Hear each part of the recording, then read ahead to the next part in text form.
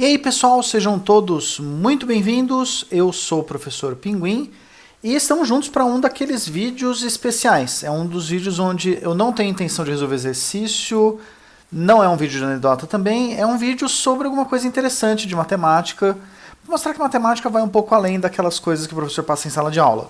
Tem coisas bonitas, tem coisas interessantes, tem coisas divertidas, e hoje a ideia é falar sobre um tema que é razoavelmente comum. Se vocês forem atrás da internet, vocês vão achar muitas coisas em muitos lugares, que é sobre a função gama, que é uma versão humana de tentar generalizar o fatorial. Espero que vocês gostem do vídeo de hoje. Bora lá, vamos começar?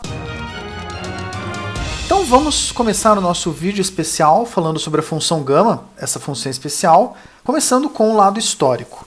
Que tipo de função maluca é essa que merece ter um vídeo, que não é um vídeo de exercício, um vídeo à parte para falar só dela? Bom, a função gama nasce com o fatorial, e para aqueles que não conhecem, ou só um lembrete rápido para aqueles que já conhecem, se você tem um número natural, 0, 1, 2, 3, 4, 5, a gente pode definir o fatorial de duas formas. Essa primeira forma, para a gente definir o fatorial, é a forma recursiva, que é a forma que o pessoal da computação gosta mais.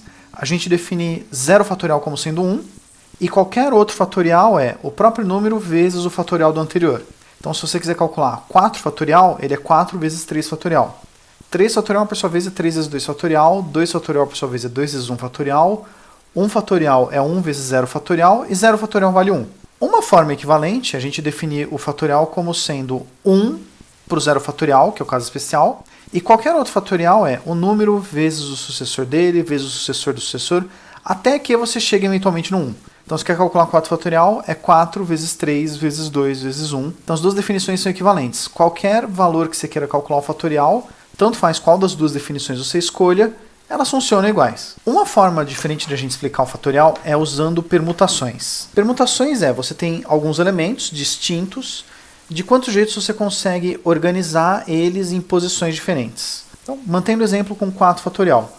4 fatorial é de quantos jeitos você consegue embaralhar 4 elementos distintos. Então, digamos que você tenha o pinguim Star Trek, o pinguim Viking, o pinguim Mariachi, o pinguim Papa. E eles entram no bar, e aí as permutações desses elementos é um jeito de perguntar de quantos jeitos diferentes eu consigo organizar esses 4 numa fila. Pros curiosos, eu coloquei aqui todas as 24 permutações possíveis. E uma coisa que é interessante é que tanto faz quantos elementos você tenha, você consegue calcular o fatorial desde que você tenha uma quantidade finita, inteira e positiva de elementos. No entanto, isso gera algumas coisas do tipo, tá, beleza, mas e se eu tivesse uma quantidade fracionária?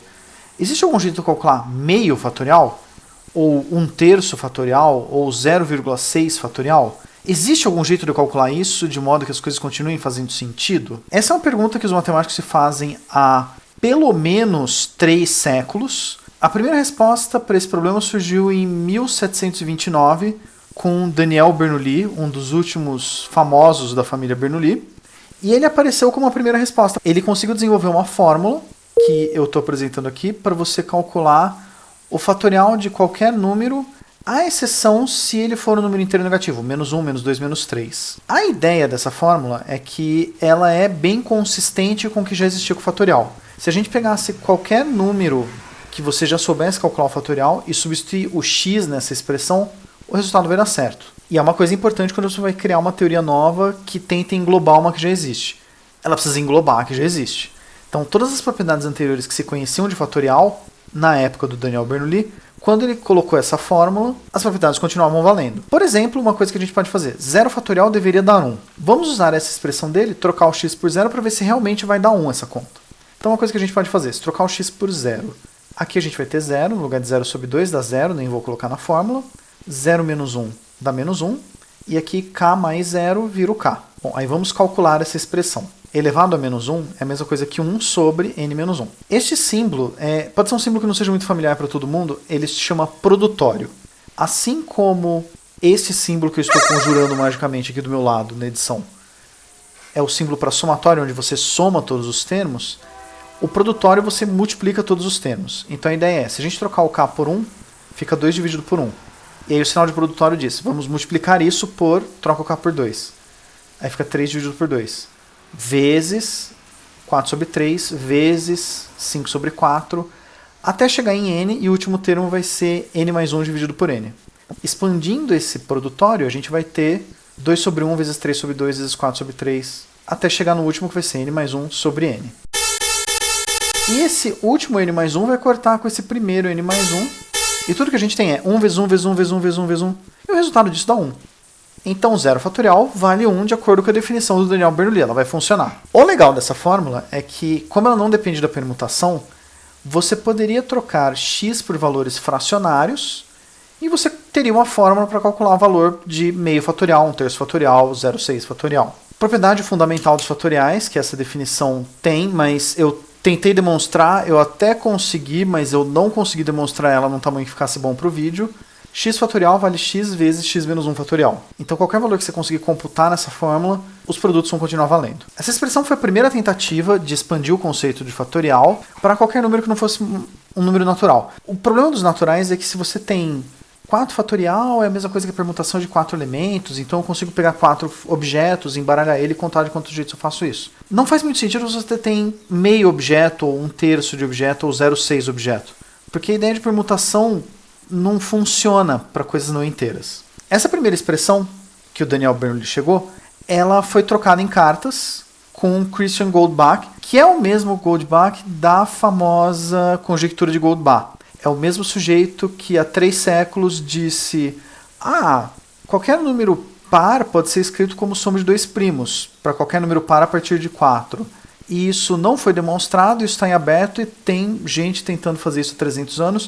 Não vou me aprofundar nisso, mas é aquele Goldbach da conjectura. Esse Goldbach, ele fez uma fórmula equivalente, que é essa aqui. Ela é muito mais elegante, porque ao invés de usar um limite de um produtório, ele conseguiu transformar isso num logaritmo.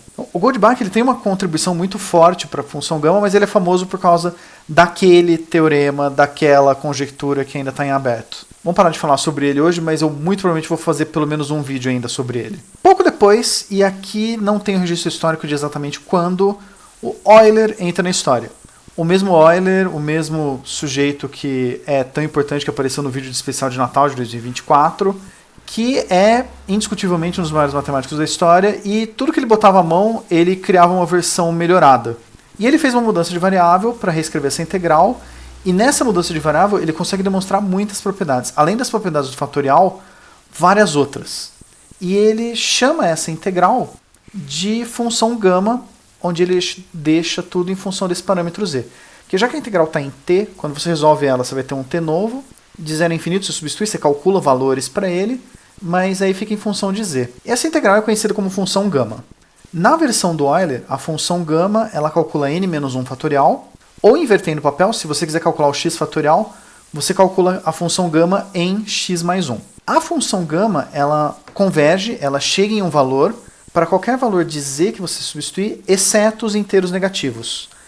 Então, hoje a gente tem um consenso de que você consegue calcular fatorial de fracionário, mas não consegue calcular fatorial de menos 2, por exemplo. E a função gama tem uma coisa impressionante que ela, além de valer valores reais para qualquer fração que você jogar, ela também encontra valores reais se você colocar valores para x que são complexos. Mas aí teria que fazer integral com número complexo, exponencial de número complexo, fica muito pesado. E todas as propriedades do fatorial continuam valendo também para os números complexos. A função gama é muito, muito abrangente. Que era uma ideia que você começa tentando expandir para fração, quando você vê, você já expandiu para um número complexo e tudo continua valendo. Está aqui um gráfico da função gama, gerado para computador. E uma coisa interessante aqui, a gente já sabe dos fatoriais conhecidos. 0 fatorial dá 1, 1 fatorial dá 1, 2 fatorial dá 2, 3 fatorial dá 6, 4 fatorial dá 24. E se a gente pegar esses pontos e mandar traçar em cima do gráfico, o gráfico passa exatamente por cada um dos pontos onde o fatorial passava. Esta função gama é a versão geral do que antes a gente conhecia como fatorial, que só funcionava para os inteiros, agora ele funciona também para as frações.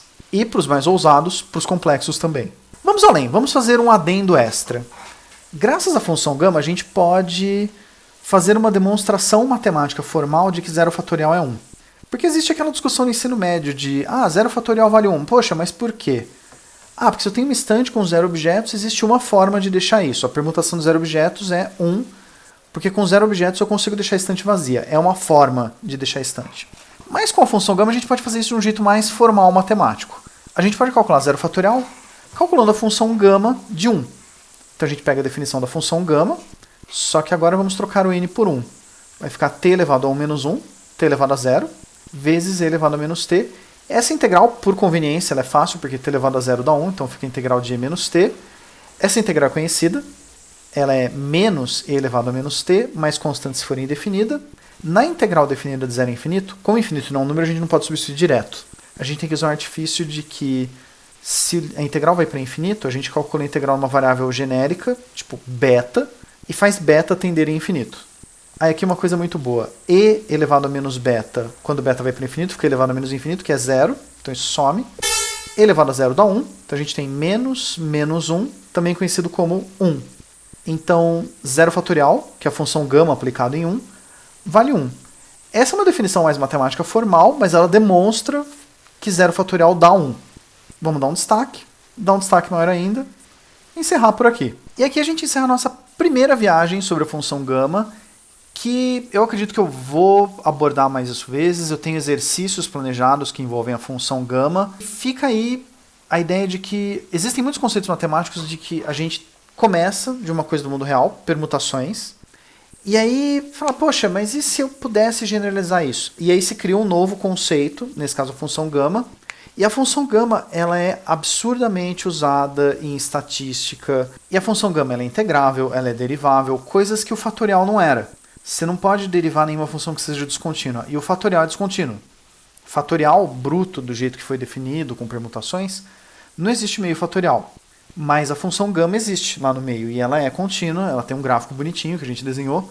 Então dá para derivar, dá para integrar, dá para fazer várias coisas que não eram possíveis antes. E eu acho isso muito bonito na matemática. Você às vezes começa de uma coisa que está lá no plano real, com coisas bem palpáveis de permutações de objetos, aí você expande a teoria, e quando você vê essa teoria que você expandiu, serve para fazer alguma coisa que você nem imaginava. Espero que vocês tenham gostado desse vídeo. Fiquem à vontade se vocês quiserem deixar um comentário, fazer uma sugestão, fazer um pedido, propor algum exercício que envolva a função gama. Esse canal não tem, no dia da publicação desse vídeo, nenhum exercício resolvido sobre esse tema. Para dar sugestões, críticas, ou se vocês preferirem, ó, tem aqui também meus contatos diretos. E eu quero agradecer vocês por terem assistido esse vídeo, e eu espero de verdade poder ver vocês no futuro, em alguma oportunidade, no especial, numa anedota, no exercício resolvido. Até a próxima, pessoal. Obrigado.